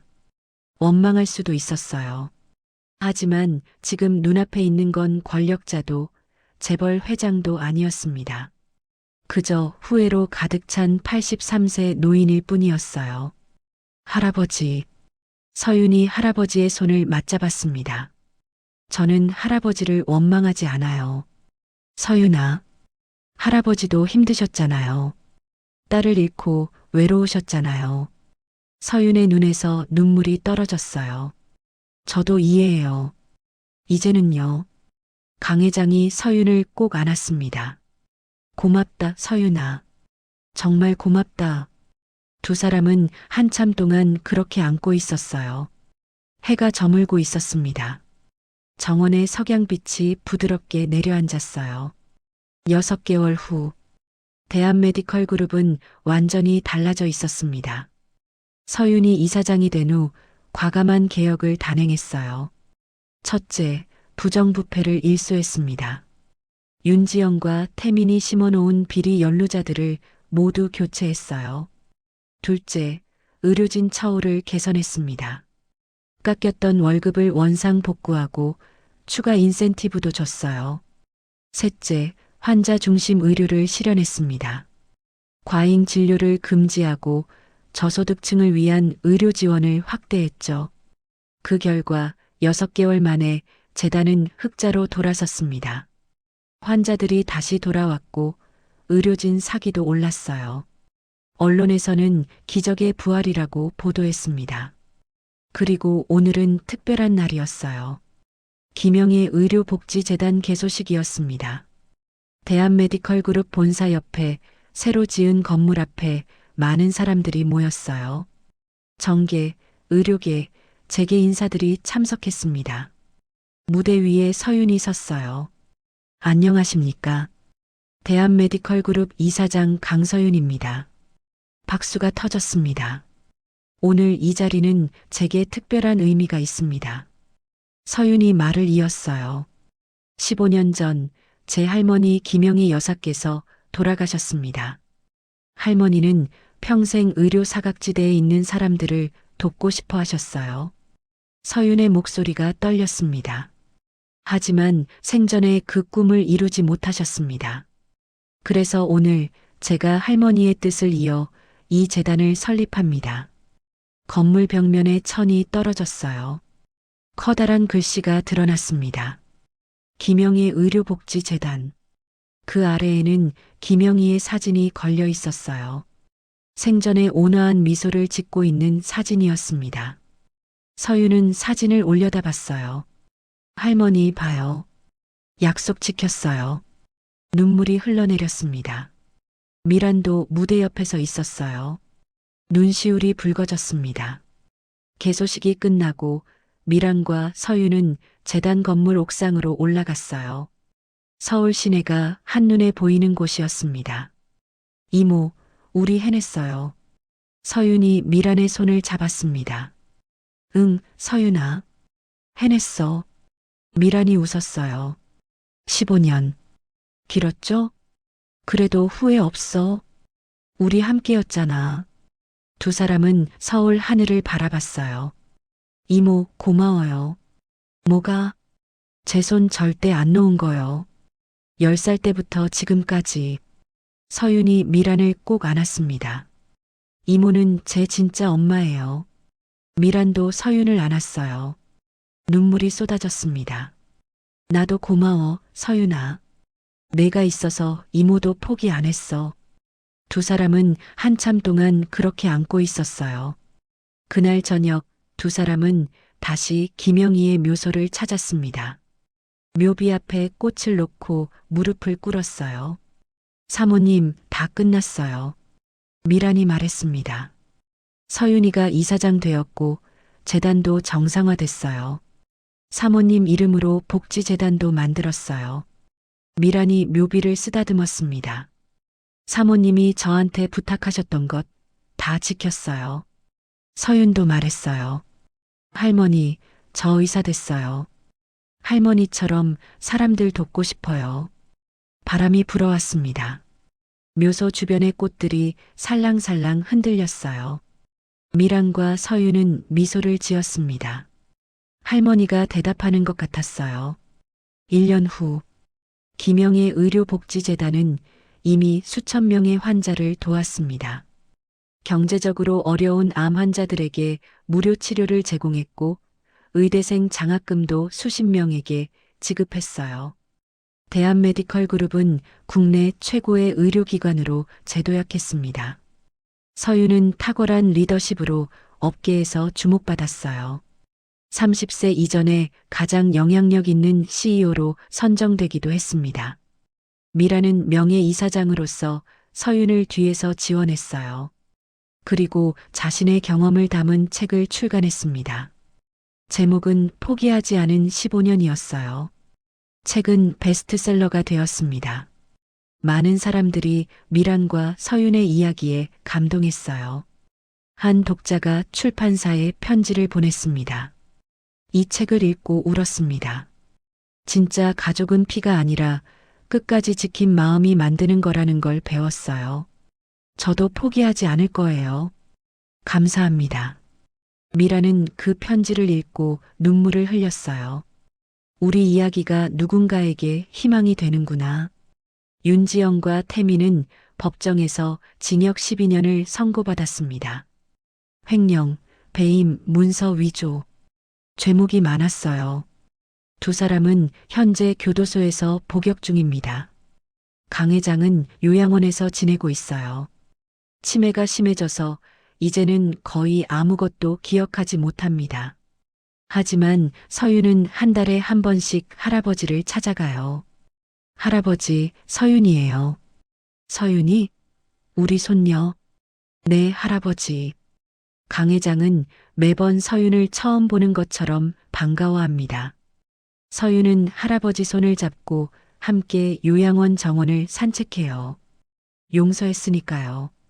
어느 봄날, 미란과 서윤은 저택 정원을 거닐고 있었습니다. 이제 이 저택은 서윤의 집이었어요. 할아버지가 서윤에게 증여한 겁니다. 정원에는 할머니가 좋아하던 꽃들이 만발했어요. 이모, 저 결혼하려고요. 서윤이 갑자기 말했습니다. 뭐, 정말? 미란이 놀라 물었어요. 네. 병원에서 같이 일하는 의사예요. 착한 사람이에요. 서윤이 수줍게 웃었습니다. 세상에, 우리 서윤이가. 미란의 눈에 눈물이 맺혔어요. 이모는 결혼식 때 제 엄마 자리에 앉으실 거예요. 서윤아, 이모가 제 진짜 엄마니까요. 두 사람은 서로를 꼭 안았습니다. 정원에 봄바람이 불어왔어요. 꽃향기가 바람에 실려 퍼졌습니다. 하늘 위 어디선가 김영희가 미소 짓고 있을 것 같았어요. 잘 살아라, 너희들. 미란과 서윤은 손을 잡고 정원을 걸었습니다. 15년 전 쫓겨났던 그 길을 이제는 주인으로 당당히 걷고 있었어요. 해가 따뜻하게 내리쬐었습니다. 새로운 시작이었습니다. 여러분, 긴 이야기 끝까지 들어주셔서 감사합니다. 오늘 이야기는 한미란과 강서윤 두 사람의 15년 여정이었어요. 10살에 쫓겨난 소녀와 38살의 모든 것을 버리고 따라 나선 간호사. 두 사람은 포기하지 않았습니다. 가장 어두운 순간에도 서로의 손을 놓지 않았어요. 그리고 마침내 정의를 이뤘습니다. 이 이야기가 여러분께 전하는 메시지는 세 가지입니다. 첫째, 진짜 가족은 피가 아니라 끝까지 지킨 마음이 만든다. 미라는 서윤의 친어머니가 아니었습니다. 하지만 15년 동안 한 번도 서윤의 손을 놓지 않았어요. 그게 진짜 가족입니다. 둘째, 정의는 늦어도 반드시 온다. 15년이 걸렸습니다. 하지만 결국 윤지영과 태민은 벌을 받았어요. 서유는 자기 자리를 되찾았죠. 셋째, 포기하지 않으면 기적은 일어난다. 스위스 뒷골목에서 설거지하던 미란.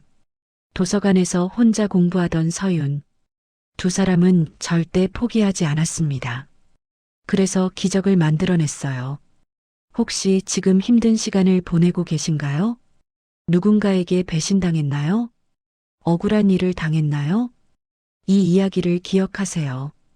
포기하지 마세요. 끝까지 버티세요. 정의는 반드시 옵니다. 그리고 여러분 곁을 지켜주는 사람이 있다면 그 손을 꼭 잡으세요. 그 사람이 여러분의 진짜 가족입니다. 오늘 이야기가 여러분께 작은 위로와 희망이 되었길 바랍니다. 구독과 좋아요 눌러주시고 댓글로 어디서 들으셨는지 알려주세요. 여러분이 계신 곳에 행운이 가득하길 바라겠습니다. 감사합니다.